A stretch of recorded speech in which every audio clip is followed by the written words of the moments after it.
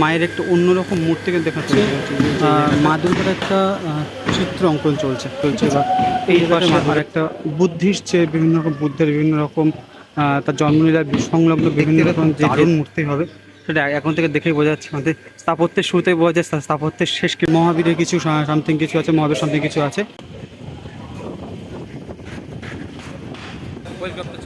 Welcome to channel পার্বণ। দুর্গাপুজোর শুভারম্ভ 2025-এ আলিপুর সার্বজনীন অনেক দিনের পুরনো পূজা, 80তম বর্ষ এদের এবছর। এদের থিম হচ্ছে চাপানোত্তর।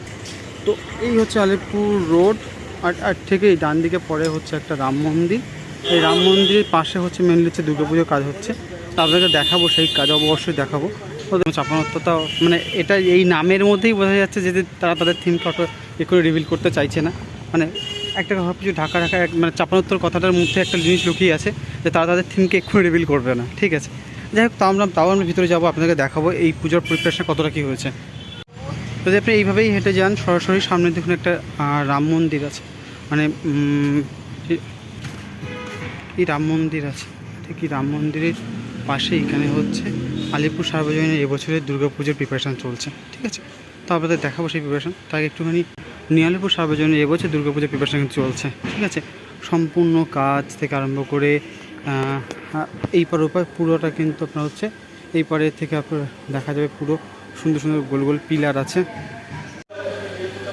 দেখুন এইখানে একটা সুন্দর মায়ের একটা অন্যরকম মূর্তি কিন্তু দেখা তৈরি হচ্ছে যে জায়গাটা। তারপর যদি আমরা দেখাই ভালো করে, এইখানে একটা দেখুন সুন্দর রকম মূর্তি তৈরি হচ্ছে এখানে। তো তার প্রিপারেশনের কাজ কিন্তু এখানে চলছে। আর এই আলিপুর সার্বজনীন কিন্তু ভিতরের যে কাজ, যদি আমরা বলি প্লাইয়ের কাজ বা রঙের কাজ, কিন্তু অনেকটাই এগিয়ে গেছে। ভিতরের কাজ কিন্তু অনেকটা এগিয়ে গেছে, ঠিক আছে। তো আমরা ওদিকটাতে যাবো, ওদিকটাতে আমরা গিয়ে দেখাবো তার কাজ কতটা এগিয়েছে। এই উপরে কিন্তু আপনার রঙের কাজ চলছে, ঠিক আছে। আর এই পাশটা একটা সুন্দর চিত্র ডিজাইন হয়েছে, অঙ্কন হয়েছে এই যে জায়গাটা। আর এই পাশটা হচ্ছে মা দুর্গার একটা চিত্র অঙ্কন চলছে, ঠিক আছে। এই জায়গাতে মা দুর্গার চিত্র অঙ্কন চলছে, সুন্দর করে চিত্র অঙ্কন চলছে, একটা চিত্র চলছে। বা এই পাশে আর একটা বুদ্ধিস্ট যে বিভিন্ন রকম বুদ্ধের বিভিন্ন রকম তার জন্মলীলা সংলগ্ন বিভিন্ন রকম যে তার চিত্র আছে, সেটা একটা চিত্র কিন্তু এই পোর্শনটাতে আছে। এই পোর্শনটাতে আছে এরকম মহাবীরের কিছু সামথিং কিছু আছে, মহাবীর সামথিং কিছু আছে। আর এই জায়গাটা হচ্ছে মা দুর্গার একটা চালচিত্র কিন্তু তৈরি প্রস্তুত করা হচ্ছে এই জায়গাটা।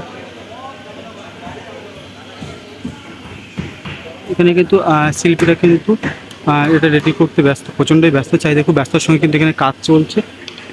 তো সেই জায়গা থেকে দাঁড়িয়ে দেখে গেলে কিন্তু অন্যান্য পুজোগুলোর তুলনায় এই আলিপুর সার্বজনীন তারা কিন্তু অনেকটাই এগিয়েছে, অনেকটা কিন্তু তারা কাজের দিক থেকে তারা কিন্তু অনেকটাই এগিয়েছে।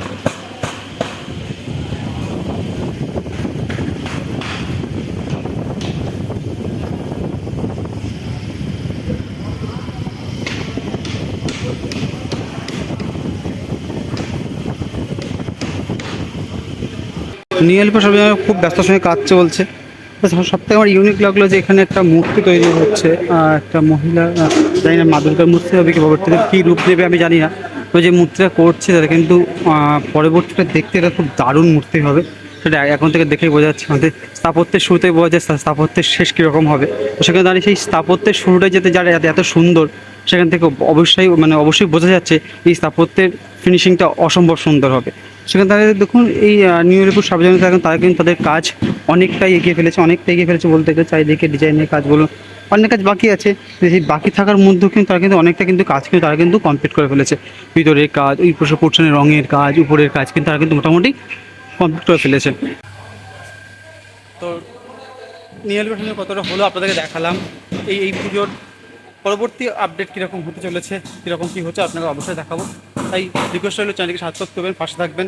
দেখা হচ্ছে নতুন কোনো ভিডিও, নতুন করবেন। টাটা, বাই বাই, দেখা হচ্ছে নতুন কোনো ভিডিও।